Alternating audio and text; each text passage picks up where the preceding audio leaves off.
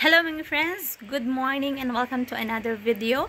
Update muli tayo magkano ang ating palitan, real to peso, para sa mga kababayan natin na nag-aabang at nagtatanong kung magkano ang ating update exchange rate. Siyempre mga friends, through STC pa rin po ito. Magkakaiba po ang palitan ng bawat bangko pero konti lang naman ang difference doon.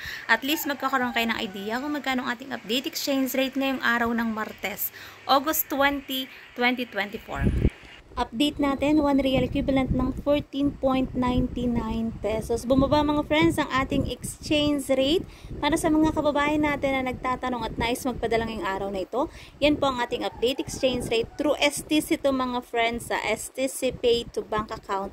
Kaya medyo mataas-taas pa ng konti yung palitan. And syempre pag nagpapadala tayo ng pera sa Pilipinas, may binabayaran na transfer fee at meron din po yung VAT. Ang laki ko pa rin paalala para sa bawat isa sa atin na matuto tayong mag-ipon, magtipid at matutong mag-invest. Batid natin mga friends na mahirap ang buhay sa ibang bansa, pero syempre nagtitiis at nagtsatsaga pa rin tayo. Kaya huwag din natin kalimutan na mag-ipon tayo para sa ating sarili, para sa ating kinabukasan. Especially para sa mga kababayan natin nais ng mag-for good. Napakasarap umuwi sa Pilipinas na meron kang ipon kasi batid naman natin na sobrang taas ng bilihin ngayon dito sa Pilipinas. At kung meron kang ipon, magagamit mo yung pang negosyo. Masarap mamuhay sa Pilipinas mga friends.